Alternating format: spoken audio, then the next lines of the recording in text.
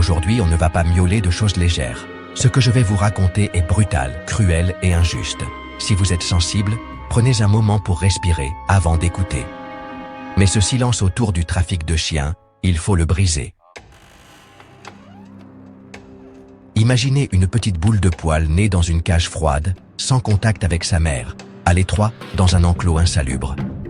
Il n'a jamais vu le soleil. Il n'a jamais senti une main douce le caresser. Il n'a qu'une mission, être vendu. Le trafic de chiens, c'est une industrie clandestine, une véritable machine à fric qui ne recule devant aucune atrocité pour maximiser les profits.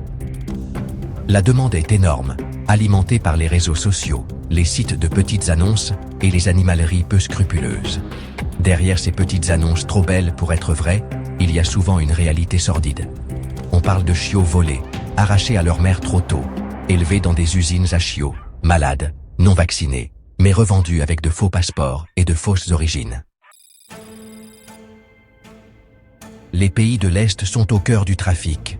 Hongrie, Slovaquie, Roumanie, des fermes clandestines y produisent des chiots à la chaîne, comme des objets de consommation. Transportés dans des camionnettes bondées, sans eau ni nourriture, certains n'arrivent jamais à destination. Ils meurent étouffés, de maladies ou d'épuisement. Les survivants sont livrés à des acheteurs qui ne savent pas qu'ils viennent d'acheter un animal en sursis. Mais le trafic ne s'arrête pas là.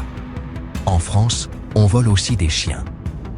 Les races populaires sont les premières victimes. Bulldog français, Staff, Spitz, Chihuahua.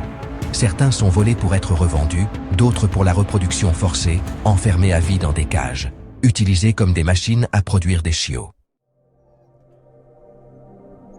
Un chien issu du trafic, c'est souvent un animal malade, né dans des conditions déplorables, un chiot non socialisé qui développera des troubles du comportement, une arnaque, des faux papiers, des vaccinations inexistantes, un soutien indirect à un business criminel.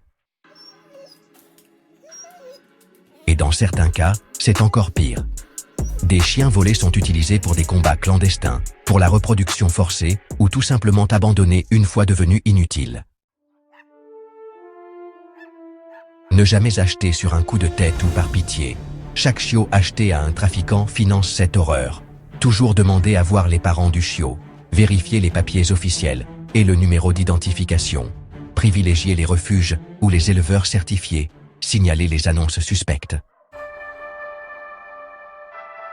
Ce sujet est trop grave pour que je me permette de vous dire « abonnez-vous » à la fin. Je ne suis pas vénal, je suis un chat. Mais la semaine prochaine, je vous apporterai des chiffres officiels. Je suis en train de contacter les douanes pour vous donner des infos vérifiées. En attendant, ne soyez pas complices malgré vous. Faites passer le message, ouvrez les yeux sur cette industrie de la souffrance. Miaou de colère.